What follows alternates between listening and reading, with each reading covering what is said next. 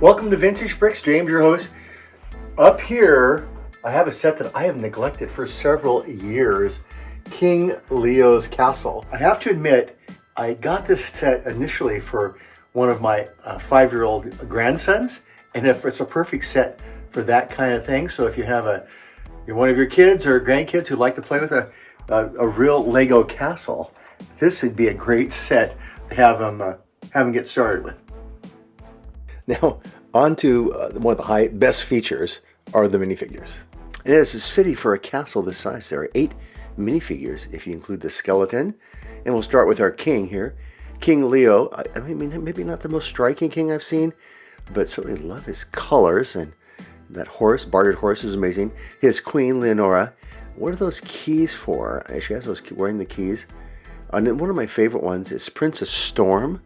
I love her colors and that red lipstick like Taylor Swift. Anyway, we got Cedric the Bull here, one of the most iconic bad guys, and his buddy, Gilbert the Bad. And Gilbert has one of the coolest eye patches you'll see around. And there's just a couple of these soldier guys, and I like their leggings. Nice chainmail. Oh yeah, I almost forgot. Yes, we have Scully the Skeleton. Now we'll move on to the build, which has some pretty interesting features, although as we would call it, juniorized. So the build is really around this one huge base plate with 5 little sections that fit into the large base plate pretty neatly. So we'll go over these one by one so we can kind of appreciate the details. We'll start with the main tower in the middle here, or the central tower, I guess I'm calling it, and a couple layers here. And this stained glass, isn't that interesting? I really like that piece there.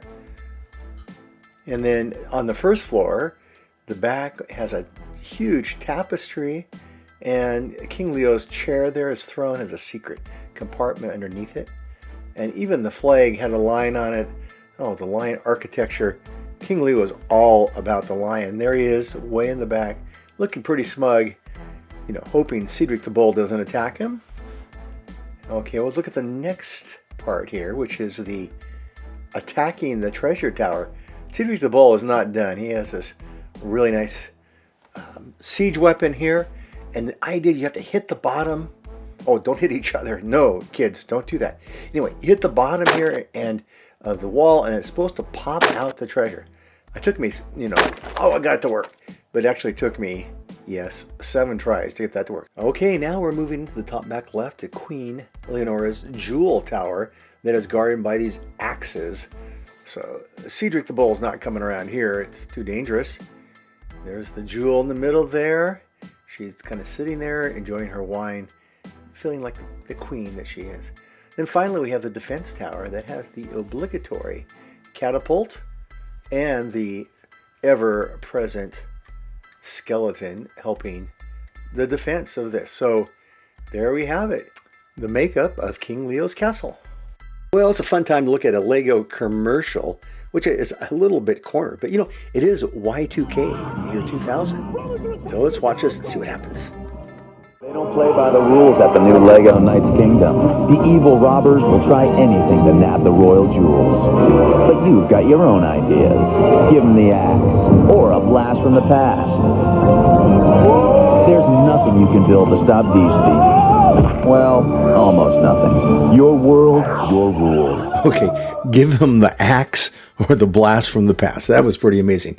We'll finish off by going down memory lane of the history of Lego castles, which kind of help us put this in perspective. The classic castle that all started with the first minifigures, 1978. Then we had 2 sets came out in 84, 2 themes, sub-themes, the Lion Knights, and the Black Falcons. These even live on today. This is such a great start to the castle thing. They kicked it off, and the Forestmen, a great foil to the other sub-themes we just looked at.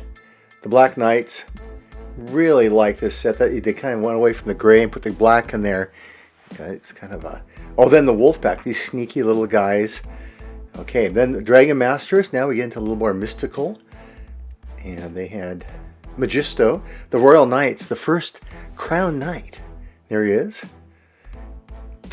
Then the Dark Forest came back with the Forestmen, for a short, brief foray. The Fright Nights, there's Willow the Witch, and she was a cousin of Magisto, apparently. Oh yeah, okay, now we hit the Knight's Kingdom in 2000. And there they are. There's King Leo in all his glory. And they've moved on to the Knight's Kingdom 2. And this had so many little sets here. We're trying to get back into the groove of the castle theme, I think. And the fantasy area, they really hit it big with 4 kind of sub-themes. They had the knights with a huge castle. And then they had the skeletons, the trolls, and finally the dwarves. I like that theme. There's a lot going on there. Then the kingdoms. And then finally another castle theme in 2013. Of course, we have new castle sets coming out. It seems like monthly now. So here's a little graph with a quick overview of them all. You see the Knight's Kingdom in the bottom left. And oh yeah, you'll probably realize I did leave out the ninja. I should have had that in there in that last overview. So if you weren't already, now you're all castle experts. On to pros and cons. Well, I would say built for an adult, not so much. Very juniorized. I know you're waiting for me to say that. Built for an 8-year-old, yeah, man, it's be great again for the grandkids. Minifigures, I do like those, so it's high marks for that. Playability I think really playable if you're a kid. 4 from aesthetics if it's viewed a little bit far away, like on my cabinet. And is it a must-have set for a collector? Maybe not so much, unless you want to get all of the major castle sets. Thanks for visiting Vintage Bricks. Thanks, I'm losing stuff here, but we'll see you again soon.